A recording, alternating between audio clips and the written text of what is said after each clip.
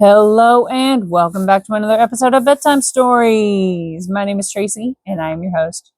Tonight we are reading chapter 13, Lovemaking on Mars. Ooh!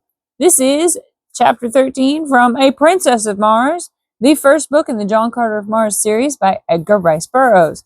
But before we get into this, which sounds like it's gonna be steamy, oh my. Goodness, this might need a not safe for work warning. We're going to find out. I ain't never read this before. We're going to read it on camera for the first time ever. Ah! It's terrifying, isn't it? I could Google to find out if it's dramatic, but this is more fun, right? Right. Okay. Well, before we get into that, I need to ask you some very serious questions. Have you gone pee in the potty yet? Did you brush your teeth? Have you got your water next to the bed? Have you done your stretches? You got all that done already? Good job, good job, good job. Well, since there's nothing else to do other than like the video, subscribe to the channel, and click the notification bell, ding, we'll go ahead and get right to it. Cool? Cool. Chapter 13, Lovemaking on Mars. Following the battle with the airships, the community remained within the city for several days, abandoning the homeward march until they could feel reasonably assured that the ships would not return. For to be caught on the open plains with a cavalcade of chariots and children was far from the desire of even so warlike a people as the Green Martians. During our period of inactivity, Tarus had instructed me in many of the customs and arts of war familiar to the Tharks, including lessons in riding and guiding the great beasts which bore the warriors. These creatures, which are known as thoats, are as dangerous and vicious as their masters, but when once subdued are sufficiently tractable for the purposes of the Green Martians. 2 of these animals had fallen to me from the warriors whose metal I wore, and in a short time I could handle them quite as well as the native warriors. The method was not at all complicated. If the thoats did not respond with sufficient celerity to the telepathic instructions of their riders, they were dealt a terrific blow between the ears with the butt of a pistol. And if they showed fight, this treatment was continued until the brutes either were subdued or had unseated their riders. In the latter case, it became a life and death struggle between the man and the beast. If the former were quick enough with his pistol, he might live to ride again, though upon some other beast. If not, his torn and mangled body was gathered up by his women and burned in accordance with Tharkian custom. My experience with Woola determined me to attempt the experiment of kindness in my treatment of my thoats. First I taught them that they could not unseat me, and even rapped them sharply between the ears to impress upon them my authority and mastery. Then by degrees I won their confidence, in much the same manner I had adopted countless times with many mundane mounts. I was ever a good hand with animals, by inclination as well as because it brought more lasting and satisfactory results. I was always kind and humane in my dealings with the lower orders. I could take a human life, if necessary, with far less compunction than that of a poor, unreasoning, irresponsible brute. In the course of a few days, my thoats were the wonder of the entire community. They would follow me like dogs, rubbing their great snouts against my body in awkward evidence of affection, and respond to my every command with an alacrity and docility which caused the Martian warriors to ascribe to me the possession of some earthly power unknown on Mars. "How have you bewitched them?" asked Tarus one afternoon, when he had seen me run my arm far between the great jaws of one of the thoats, which had wedged a piece of stone between 2 of his teeth while feeding upon the moss-like vegetation within our courtyard. "By kindness," I replied. "You see, Tarus, the softer sentiments have their value, even to a warrior. In the height of battle as well as upon the march, I know that my thoats will obey my every command, and therefore my fighting efficiency is enhanced, and I am a better warrior for the reason that I am a kind master. Your other warriors would find it to the advantage of themselves as well as of the community to adopt my methods in this respect.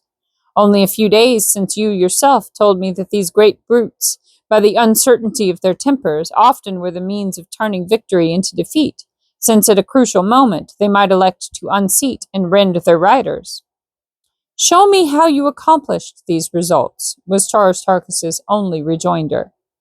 And so I explained, as carefully as I could, the entire method of training I had adopted with my beasts, and later he had me repeat it before Lorcas Potomel and the assembled warriors. That moment marked the beginning of a new existence for the poor thoats, and before I left the community of Lorcas Potomel, I had the satisfaction of observing a regiment of as tractable and docile mounts as one might care to see. The effect on the precision and celerity of the military movements was so remarkable that Lorcas Potomel presented me with a massive anklet of gold from his own leg as a sign of his appreciation of my service to the horde. On the 7th day following the battle with the aircraft, we again took up the march toward Thark, all probability of another attack being deemed remote by Lorcas Potomel. During the days just preceding our departure, I had seen but little of Dejah Thoris, as I had been kept very busy by Tarkis with my lessons in the art of Martian warfare, as well as in the training of my thoats. The few times I had visited her quarters, she had been absent, walking upon the streets with Sola, or investigating the buildings in the near vicinity of the plaza. I had warned them against venturing far from the plaza for fear of the great white apes, whose ferocity I was only too well acquainted with. However, since Wula accompanied them on all their excursions, and as Sola was well armed, there was comparatively little cause for fear. On the evening before our departure, I saw them approaching along one of the great avenues which led into the plaza from the east. I advanced to meet them, and telling Sola that I would take the responsibility for Dejah Thoris's safekeeping, I directed her to return to her quarters on some trivial errand. I liked and trusted Sola, but for some reason I desired to be alone with Dejah Thoris. Who represented to me all that I had left behind upon earth in agreeable and congenial companionship. There seemed bonds of mutual interest between us as powerful as though we had been born under the same roof rather than upon different planets, hurtling through space some 48 million miles apart. That she shared my sentiments in this respect, I was positive, for on my approach the look of pitiful hopelessness left her sweet countenance to be replaced by a smile of joyful welcome, as she placed her little right hand upon my left shoulder in true red Martian salute. "Sarkoja told Sola that you had become a true Thark," she said, "and that I would now see no more of you than of any of the other warriors." Gracious. "Sarkoja is a liar of the first magnitude," I replied, notwithstanding the proud claim of the Tharks to absolute verity. Dejah Thoris laughed. "I knew that even though you became a member of the community, you would not cease to be my friend. A warrior may change his metal, but not his heart, as the saying is upon Barsoom. I think they have been trying to keep us apart," she continued, "for whenever you have been off duty, one of the older women of Tarkis's retinue has always arranged to trump up some excuse to get Sola and me out of sight. They have had me down in the pits below the buildings, helping them mix their awful radium powder and make their terrible projectiles. You know that these have to be manufactured by artificial light, as exposure to sunlight always results in an explosion. You've noticed that their bullets explode when they strike an object? Well, the opaque outer coating is broken by the impact, exposing a glass cylinder almost solid, in the forward end of which is a minute particle of radium powder. The moment the sunlight, though diffused, strikes this powder, it explodes with a violence which nothing can withstand. If you ever witness a night battle, you will note the absence of these explosions, while the morning following the battle will be filled at sunrise with the sharp detonations of exploding missiles fired the preceding night. As a rule, however, non-exploding projectiles are used at night. While I was much interested in Dejah Thoris's explanation of this wonderful adjunct to martial warfare, I was more concerned by the immediate problem of their treatment of her. That they were keeping her away from me was not a matter for surprise, but that they should subject her to dangerous and arduous labor filled me with rage. "Have they ever subjected you to cruelty and ignominy, Dejah Thoris?" I asked, feeling the hot blood of my fighting ancestors leap in my veins as I waited her reply. Only in little ways, John Carter, she answered. Nothing that can harm me outside my pride. They know that I am the daughter of 10,000 Jedaks, that I trace my ancestry straight back without a break to the builder of the first great waterway, and they who do not even know their own mothers are jealous of me. At heart they hate their horrid fates, and so wreak their poor spite on me who stand for everything they have not, and for all they must crave and never can attain. Let us pity them, my chieftain, for even though we die at their hands, we can afford them pity, since we are greater than they, and they know it. Had I known the significance of those words, my chieftain, as applied by a red Martian woman to a man, I should have had the surprise of my life, but I did not know at that time, nor for many months thereafter. Yes, I still had much to learn upon Barsoom. I presume it is the better part of wisdom that we bow to our fate with as good grace as possible, Dejah Thoris. But I hope, nevertheless, that I may be present the next time that any Martian, green, red, pink, or violet, has the temerity to even so much as frown on you, my princess.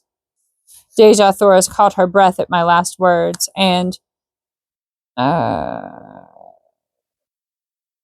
there's a sub-note here about the radium bullets. It says, I have used the word radium in describing this powder because in the light of recent discoveries on Earth, I believe it to be a mixture of which radium is the base. In Captain Carter's manuscript, it is mentioned always by the name used in the written language of helium and is spelled in hieroglyphics, which it would be difficult and useless to reproduce. Okay, so moving on. Dejah Thoris caught her breath at my last words, and gazed upon me with dilated eyes and quickening breath. And then, with an odd little laugh, which brought roguish dimples to the corners of her mouth, she shook her head and cried, What a child! A great warrior, and yet a stumbling little child. What have I done now? I asked, in sore perplexity. Some day you shall know, John Carter, if we live, but I may not tell you. And I, the daughter of Moors Kajak,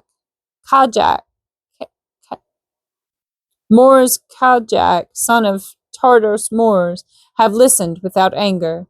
She soliloquized, gracious. Yeah.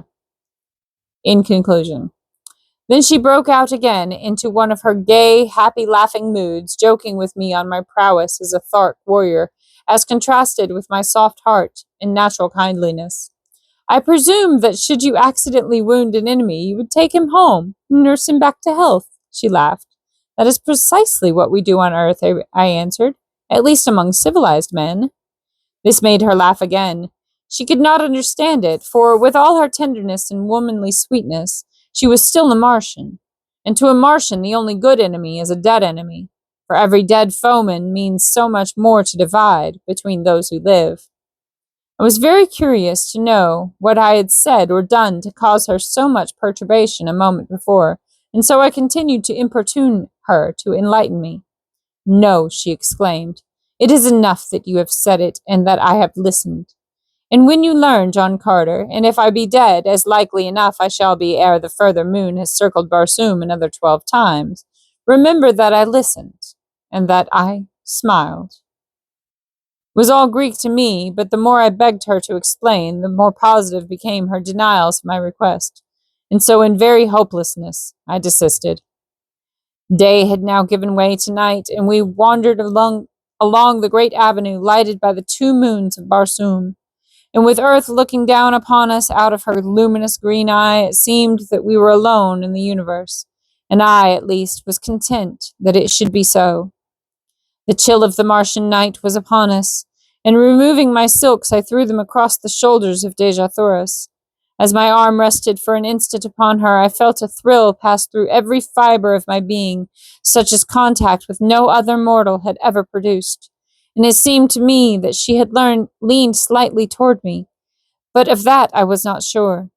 Only I knew that as my arm rested there across her shoulders longer than the act of adjusting the silk required, she did not draw away, nor did she speak. And so in silence we walked the surface of a dying world, but in the breast of one of us, at least, had been born that which is ever oldest, yet ever new. I loved Dejah Thoris. The touch of my arm upon her naked shoulder had spoken to me in words that I could not mistake. And I knew that I loved her since the first moment that my eyes had met hers, that first time in the plaza in the dead city of Korad. And that's the end of chapter 13. It was very exciting, wasn't it? Yes, it's Roman numerals, so I have to double check, and I'm like, math, letters, math. Sorry. Anyway, that's all for tonight. Good night. I love you. Sleep tight. Don't let the bed bugs bite. And if they do, I want you to bite them back. Bite them in a very inconvenient location. I love you. Good night.